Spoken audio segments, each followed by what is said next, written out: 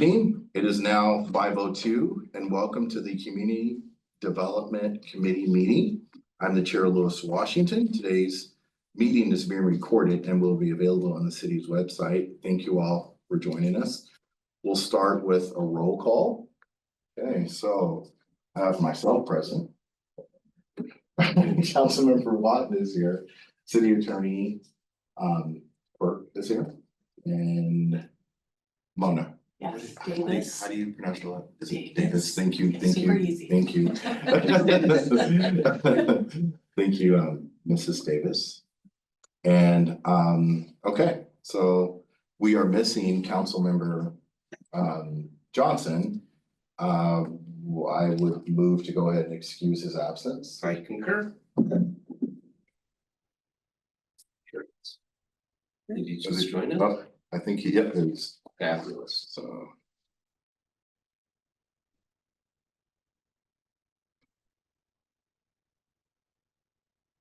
Councilmember Johnson? Yes, hello, I'm here. Okay, sounds good. All right, so we're just going through the roll, so you are officially here.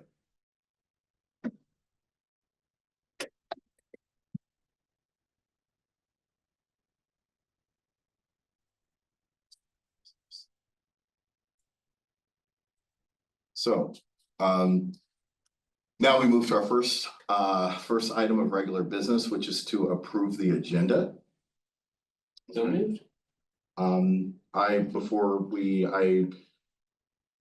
Just given today's time constraints, I think that we will review Agenda Bill 25-3-035 and Agenda Bill 25-036.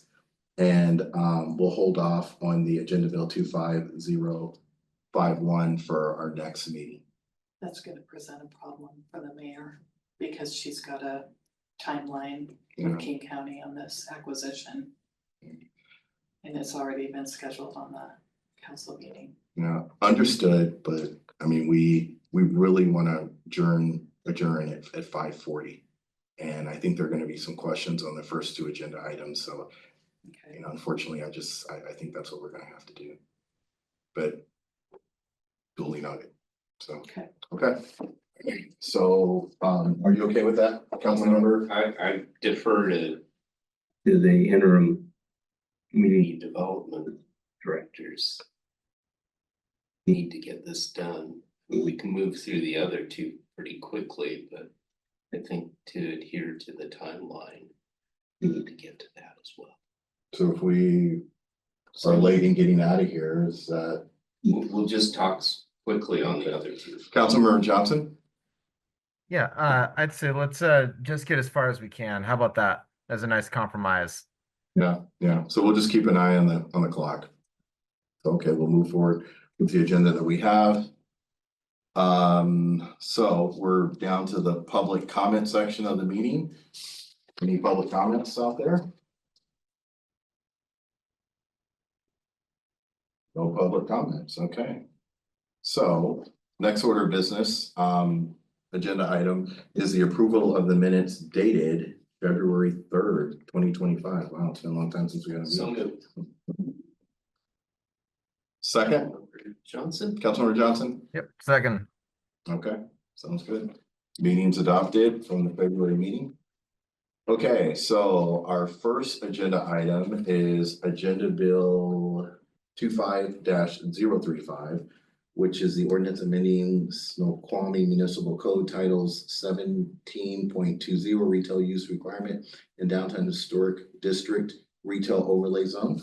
And we have our interim director here. Thank And I'll you. turn over the meeting to our interim director, Davis. Okay, thank you, Chair Washington. I appreciate that, and good evening, council.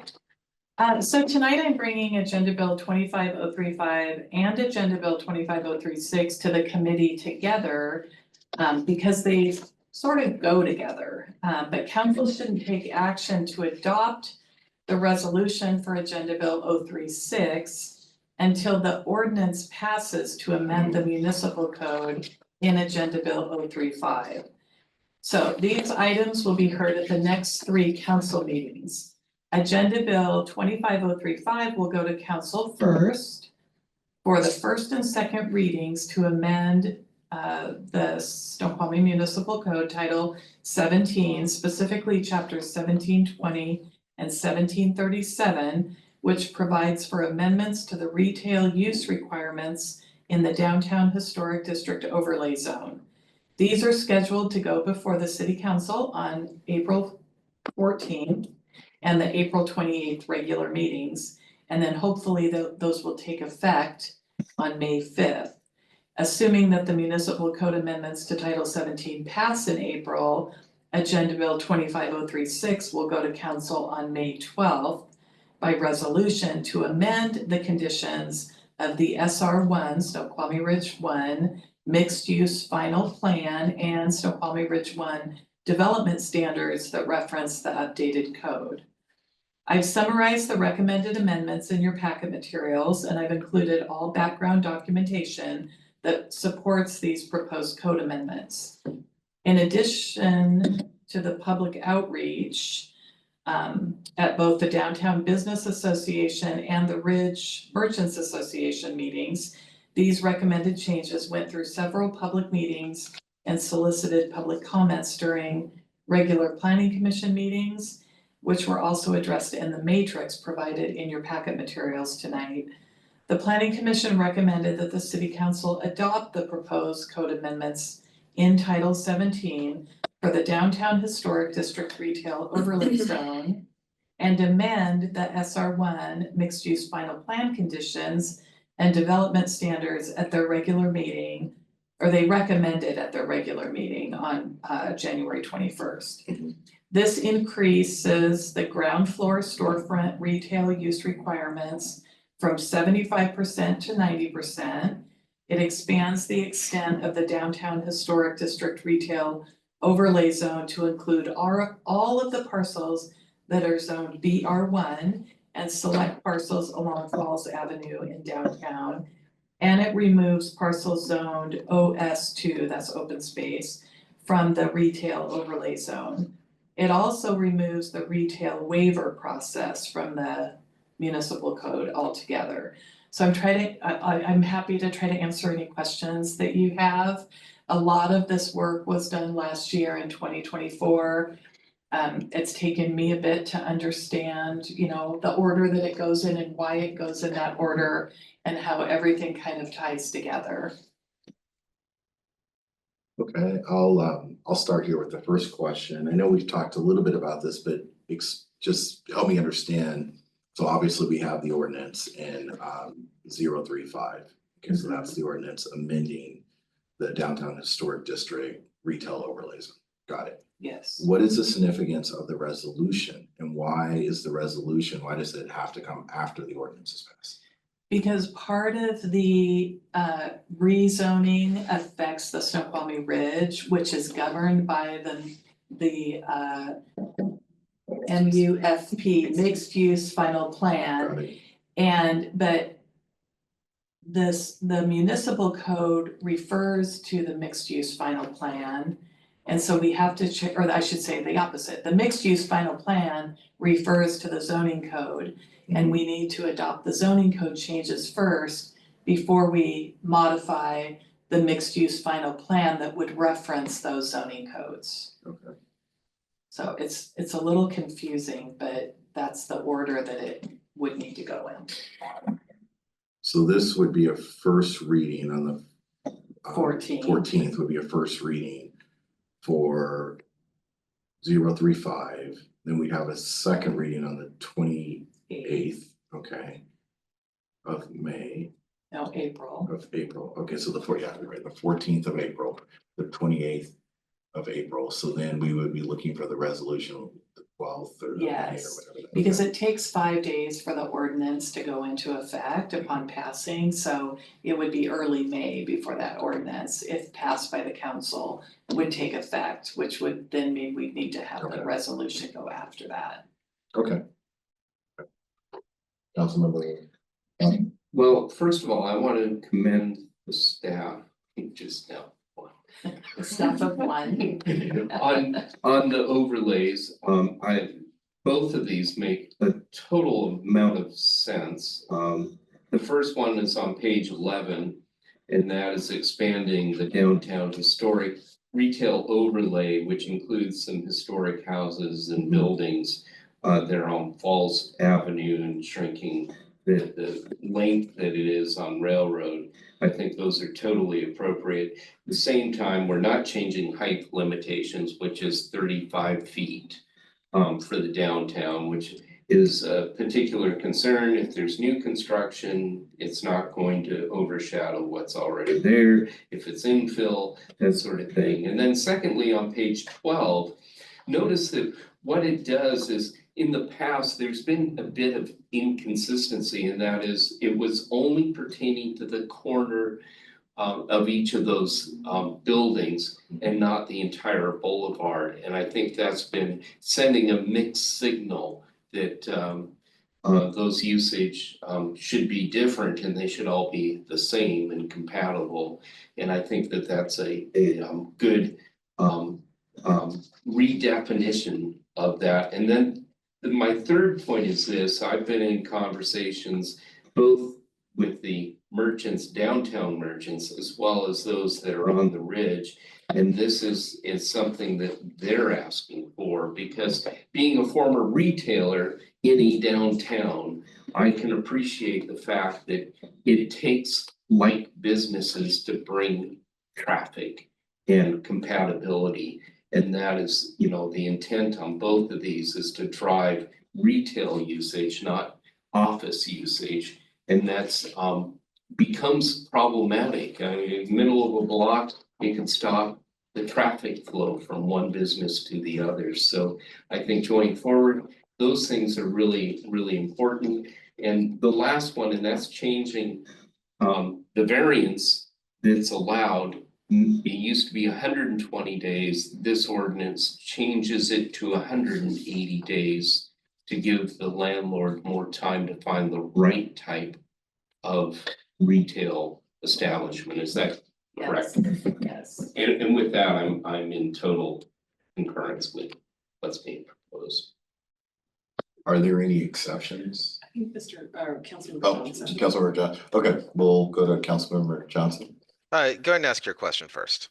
Are there any exceptions under this ordinance? So the history, the way I understand it, is during COVID, because of like the whole situation with COVID and retail and the shutdowns, we made an exception to have other businesses there that aren't necessarily your traditional retail.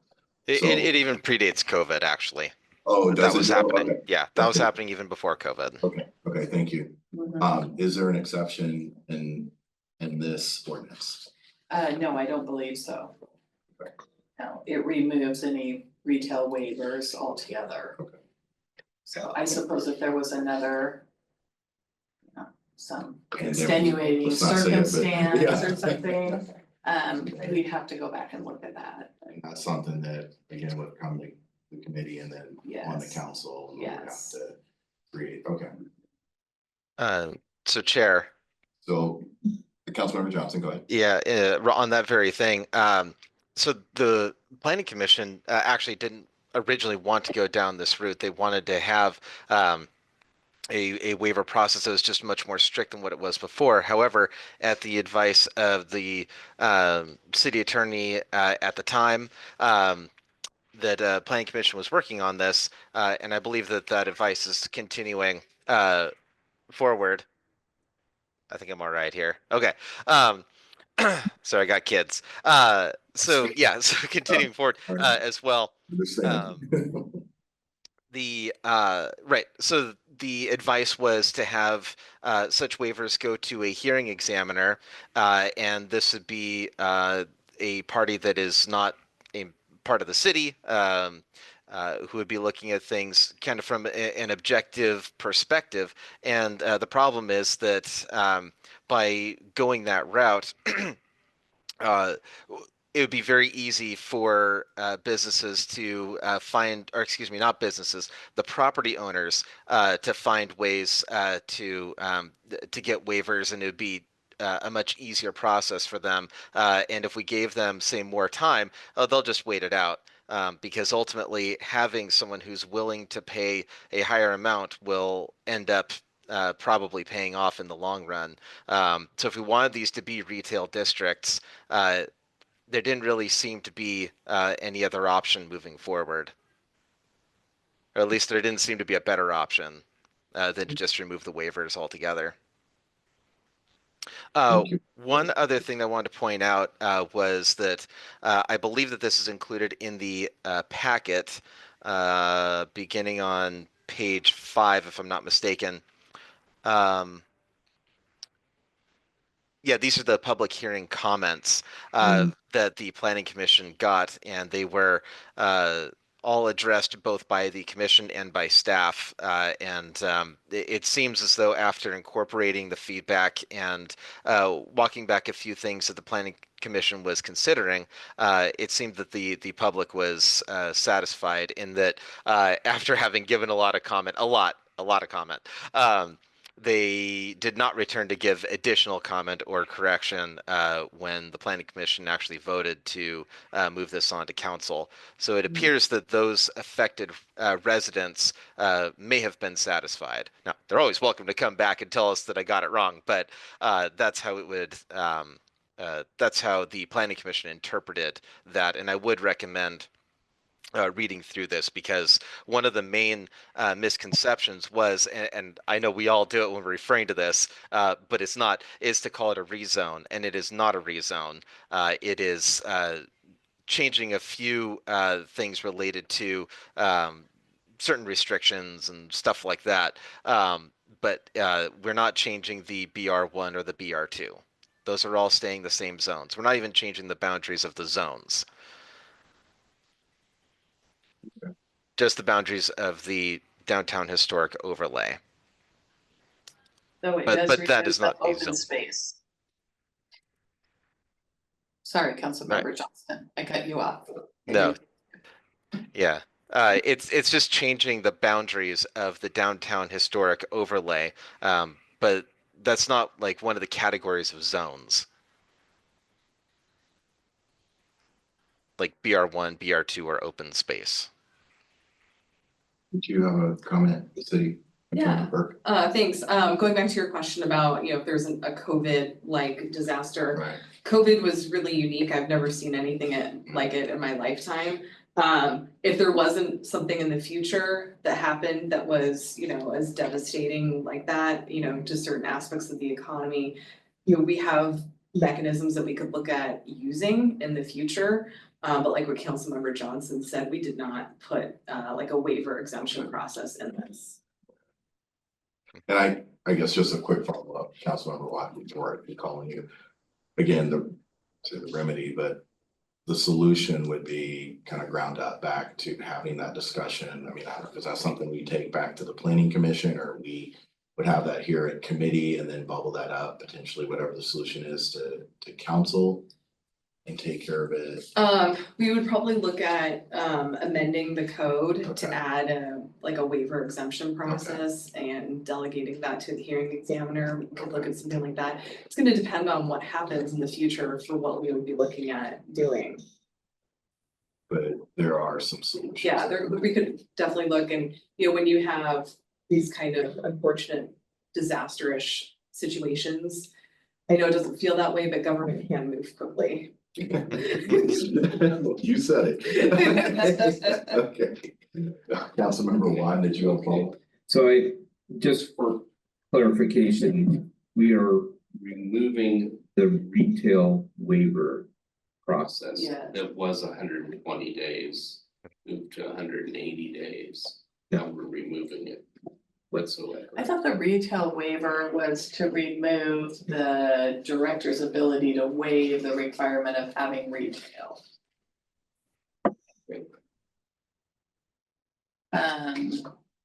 It is, the minimum time allowance is still 120 days. I didn't realize that it went to 180. I'm reading off of page 13. That's where I'm a little bit confused. Is page 13 second paragraph. It says, in one of the staff reports that went to the planning commission, originally the planning commission suggested a procedure in which all retail use waivers would be decided by the community development director. With that decision appealable to the city council, the city attorney identified a personal liability risk to individual city council members that would result. They were the decision makers for retail waivers. And continues to advise that this risk exceeds the acceptable level of risk tolerance for city of Snoqualmie officials. As a result, the planning commission recommended removal of the waiver process altogether. That's right. At least now we know. Yes. Councilmember Johnson, looks like you had your hand up there. I did, but I'm cooking up some oatmeal, so hang on. I'm just listening.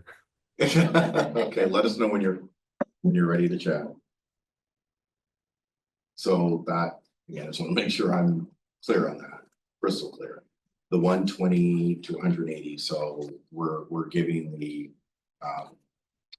landlord more time to go out and find that retailer. From It appears 120 that it days is to 80 still days. 120 days. It's just that we're removing the ability to waive the retail requirement. But the time limit, I believe, is still 120 days. The paragraph below, it says 180-day requirement to demonstrate a good faith effort to lease.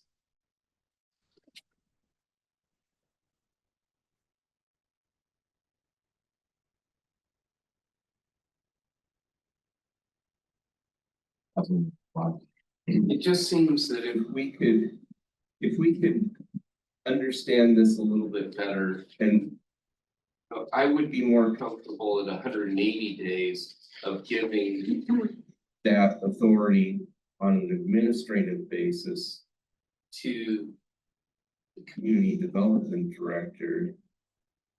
I don't like the idea of bringing everything in front of council. We set policy, but waivers are not something that's a policy setting. And it just seems like, and to the former attorney of the city, it seems like when you do that, it puts the city council at risk of making the wrong decision. When, 120 days may be too brief, 180 days seems reasonable, half a year of finding the right retail occupant. But at some point, the bank that holds the mortgage on the building is going to expect repayment, and you do that by renting the space. And in most cases, that is kind of the driver behind it all. And if you don't make it attractive enough to investors, you end up with properties that are not cared for. And that's the risk that we have. One is we don't want to push back on the council because it's not our deal, but two is good faith effort on the part of the landlord to fill it up. And if they can't do it in 180 days, there's a safety valve. And that's what's happened in the past. And part of the reason why we have medical in what could have been retail. Councilmember Johnson, did you have a comment? Yeah, so when it was under the administration, they were able to fill up all those units with non-retail uses, and yeah, I would really like to have some alternative, and if it can't be something that comes to council, then it just doesn't seem like there are too many options left.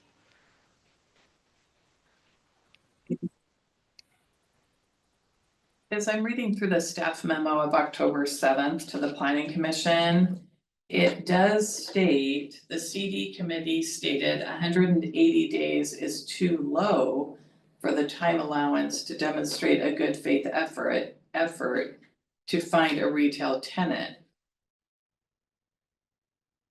But yet, when I look at the markup of the existing retail use requirements, it does say 120 days.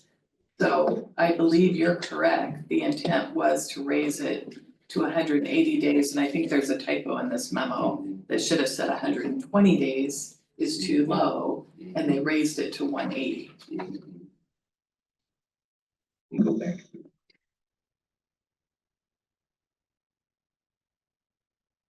So we would need to make that change, correct? Yes.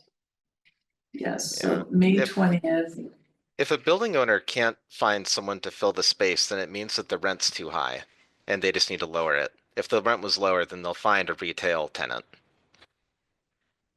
Okay, the rents are not too high, the rents are so that they can debt service what they need to debt service. And if you rent too low, you can't cover debt coverage. And therefore, it will go in default with whomever the lender is. That's the biggest issue. And part of it too is when you have retail versus medical is willing to pay a higher per square foot than retail is. And so that was part of the driver, and especially we see it on the corners on Center Boulevard, is that those have been filled so many times with medical because they have the wherewithal to justify it, whereas retail, you have to sell a lot of goods to make it pencil. So there's kind of a yin and a yang to it. And I would add, I think a lot of the medical that we see there, it's not standalone, it's couches in a large IDN, a large corporate outfit. So to your point, yeah, they can pay the higher square footage. Whereas the retail, I mean, it's standalone. Right.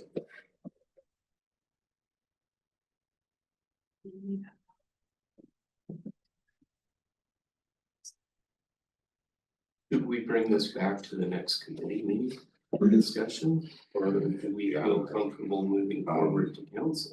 What do you, well, the 180 days, that's gotta be changed. Oops, sorry, city attorney. You know, interim director Davis might have thoughts, but given the question about the 180 days, the question about can we do a waiver? You know, we're kind of in a weird spot staff wise where this was both started by our predecessors last year and we're kind of trying to, you know, do the archaeological digging and figuring out like Absolutely. what Makes happened, sense. why are we doing it this way? Makes sense. So I'd recommend we bring it back to the next committee meeting, but I believe Ms. Davis is going to be off without cell phone reception. is the next committee On the meeting 28th. yeah, I won't be available Or- on the So, 28th. it's the 21st. Oh, sorry, it's the 21st. 21st. And I could have Andrew Levens also join that meeting to help speak to this because Andrew Levens was involved in all of this work in 2024. So I could work with him and we could both be at the meeting on the 21st. And then he could attend, that's gonna bump everything. Yeah, everything will shift, Yeah, so he could do the first reading on the 28th and I could be at the second reading on May 12th. For the committee, you will be here on the 21st? I will be here on the Okay, 21st, okay. And yes. will you be here as well? City Yes, attorney? Okay. oh shoot. On the 21st? No, that's my kid's spring break week. You're an important piece. I could see if Mr. Linehan wants to reprise his role Okay. that night. I could see if he's available. And Mr. Linehan was the one who guided most of this, since most of this occurred after Sturbank left. It's a good plan. Well, we'll set this to reconvene on the 21st. Is that right? April 21st? Yes, Okay. okay. Good, good. You gotta get me on it and vote up on it as well. Okay, thank you. Thank you for stepping in at a moment's notice there. Director, I really appreciate that. Councilmember Johnson, did you have anything else to add? Not at this time. Okay. I know that there is an additional piece, but I think at this point, I mean, we're already at 5:32. There is pressing business for us all to go over to North Bend. So I think what we're gonna do if it's okay with everyone, is we'll just convene at this point and we'll start up again on the 21st. Okay, Real quick, on the Hailstone Trust property acquisition, I wonder if it's a small enough item that we could knock it out in the next 8 minutes, because definitely, item number 3, it's tied to item number 2. So those two should just be lockstep with each other. But I wonder if we could knock out item 4. What are your thoughts? I think we can do it pretty quickly, Okay. at least get it through committee. Let's Get do it it. on there. Sounds like this is a little bit time sensitive. Yes, it is. Agenda Bill 25, I'm sorry, would you like me to? Yeah, present? please, go Okay. ahead. Agenda Bill 25051 is a resolution that provides for the mayor to send an offer letter and enter into a purchase and sale agreement to acquire a riverfront property in the floodway. The owner, which is Hailstone Revocable Trust, reached out to the city to see if the city was interested in acquiring this property addressed at 7802 Railroad Avenue Southeast. The property appraised for $360,000 based on the fair market value. The city continues to assemble properties to construct a formalized non-motorized trail that follows the edge of the Snoqualmie River through the historic downtown business district. The city has secured funding for the purchase of the property through a combination of King County Conservation Futures tax funds and the King County Flood Control District. Staff have recently updated the riverfront acquisitions map to reflect parcels acquired since 2012 to present, and identified the 2 properties currently pending acquisition, which includes this subject property. So I'm happy to answer any questions. King County was anxious to have the mayor enter into a draft offer. She has like so many days to, get this completed. So, I move the adoption of the Yeah. purchase. I just, before we move to the adoption, I just have a question here on the budget piece of it. So if I'm reading this correctly, the 360 would come from the non-utility fund? it comes from grant funding through the King County Conservation Futures Grant and the Flood Control District. So it's my understanding that we have funding available to cover all costs for this acquisition. And this has been done before. Yeah, so many times over.